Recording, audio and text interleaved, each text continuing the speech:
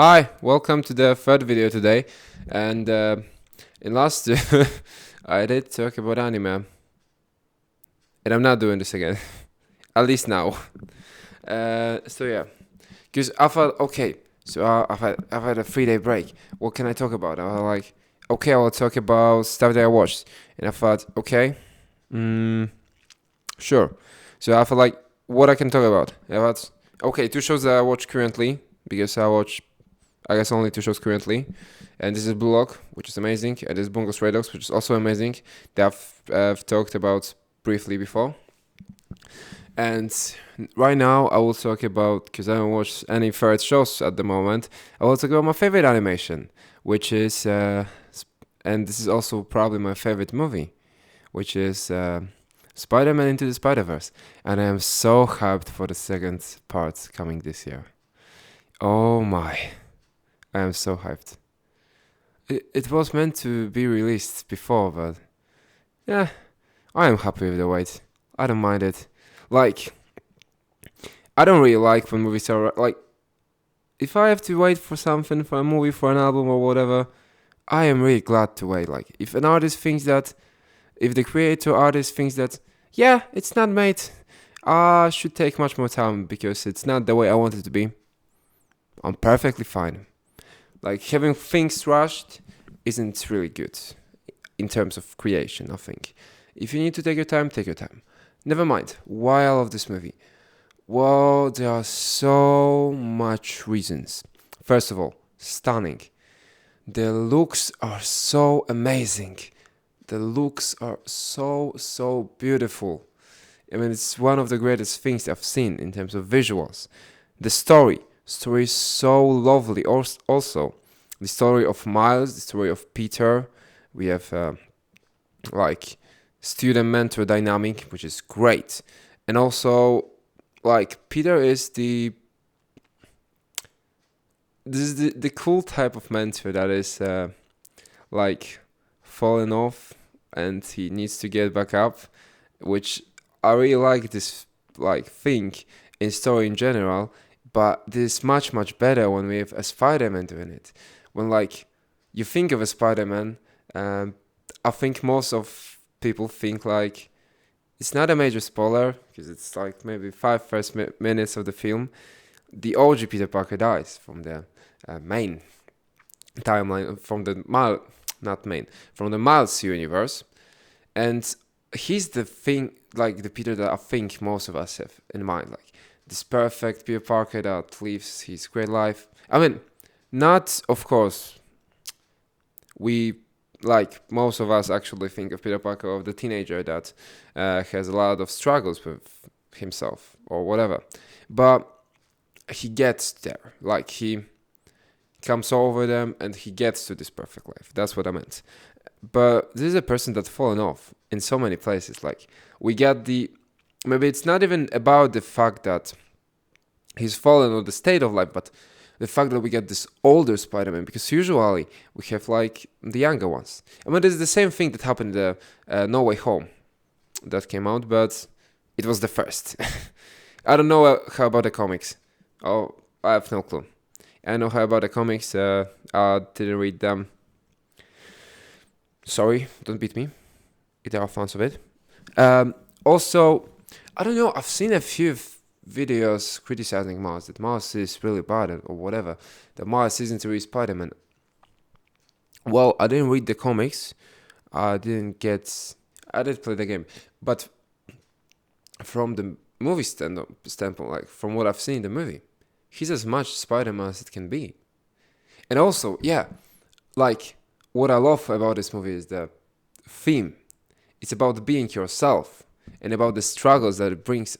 Like, oh my, there are a bunch of themes there. Because one of the themes is that of responsibility, of the expectations, of standing up to those expectations, of not losing yourself in all of the expectations, about like getting into this adulthood, about getting into this world of adulthood, about all these expectations, all this stuff that comes within, everything that like culminates with it, and like it's so perfectly written. Like Because yeah, normal reaction when it all comes is to run away, which Miles does. Eventually, he can stand and do what he should do. I mean, do what he should do. Do the good thing to overcome the fear, although not fully, as you may see in details, like, for example, when he's jumping off the building and uh, his hands still like stick. Like he doesn't jump off, but he breaks the glass because he's still afraid. He's still afraid of jumping. Like, and there are so many details, small details. Like it's perfection in every aspect. This movie, the animation is perfect. The storytelling is perfect. The sounds. I mean, the soundtrack is lovely. The soundtrack is great. One of the better things I've heard. But also, like, not the songs that you can listen in general, in particular, but the themes. Like, you have the theme, like, as a musical theme of the characters. The way that they complement each other. The way that when they play with it, it's all done so well. It's all so, like, perfectly written, perfectly prepared. And I'm so excited for this movie. And also, well, because I've talked before about the themes. The main theme of this movie, I think, as it was said, is anyone can wear a mask, which I think is a really great motive. That and everything. And the thing that I'm really hyped up about the second movie is that there was said that. So yeah, the first movie was the theme that anyone can wear a mask. Now this is a theme about how to wear a mask or whatever, and it just, I mean, I don't know this. I maybe messed up the phrase, but something like that, and just got me hyped up even more. So yeah, I'm so in love for it. I'm so waiting for it. It's probably the most anticipated release, at least in cinematography of this year, because musically there might be others that may top it off. But yeah, I'm so like, what also can I say? I mean, I don't want to spoil anything, but like all the like there aren't any bad writing, I would say, or maybe the scenes that doesn't matter, the scenes that doesn't like add anything, and also there are small details with the animation, like for example, Miles isn't uh, Miles isn't well like trained at being Spider-Man and everything, and his moves are like not so smooth. They have less frames. But when he learns to be Spider-Man, he gets the same amount of frames as any other Spider-Man. And they're like, and I am just pointing random details about it. But this movie is just filled to the brim with all those details. Like, this, I think that this is really storytelling at its peak. And I'm so excited to see what will come next this year. Like, yeah, can't be bragging about this movie and how lovely. Like, I could break down every single scene, why it is so great and why I so much love it. It's, yeah, this is just so amazing. Like, yeah, and if you haven't guessed already, Miles Morales is my favorite superhero. Miles Morales and his Spider-Man is my favorite superhero of all time. Um, it may be a bit. It may be a bit like, because this movie was really important to me. I mean, it still is. But in the moment that I've seen it, I don't know, was it on release or maybe a bit later. But the moment that I've seen it, I've really, yeah, I could really feel it. Like, it was one of the best, like, the characters I could the best feel myself alike. And I mean, I know that I cannot even fully understand the character because I live in America, and well, of course, Miles isn't a normal white boy. I'm a normal white boy. I shouldn't say normal, but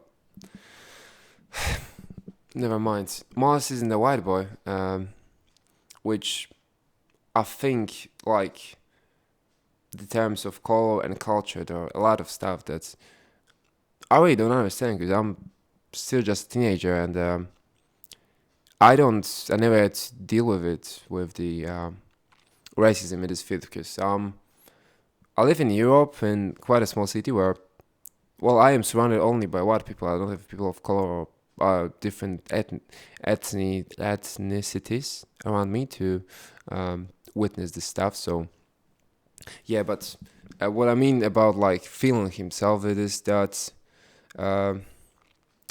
his relation with parents are really similar.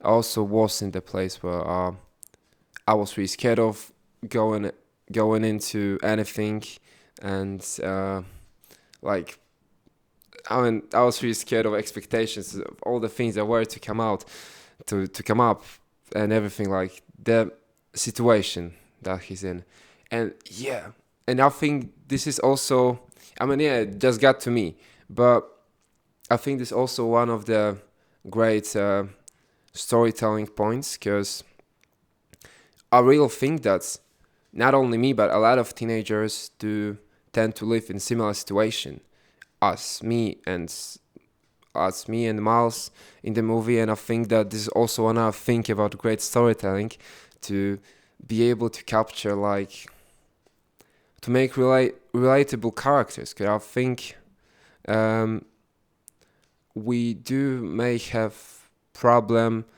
right now nowadays, especially in the superhero movie genres, to create relatable characters. I may be wrong, that's just my opinion, but I do think that there is a bit of problem with it. And I think that Miles is really well written character, that a lot of teenagers that are afraid of adulthood, afraid of all the expectations that they are facing, that they also don't have the best relationship with their dads or whatever, can really relate to. So yeah. But yeah, it's just, I could rock about it so many times, but I think it's maybe I'll brag about it in the other video. I think that's all for today, and yeah, because I need to take my time to think about what I am talking in those videos, to see what I am talking in those videos, and try to maybe a bit improve it.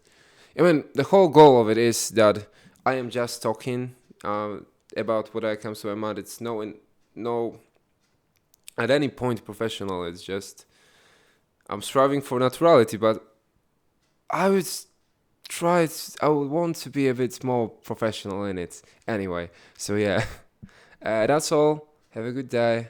Bye. Maybe see you tomorrow. I hope to see you tomorrow. I'll record something tomorrow, because I would like to do it daily. Bye. Have a good day. I don't know, was my mic like too far from my mouth? We'll see about that.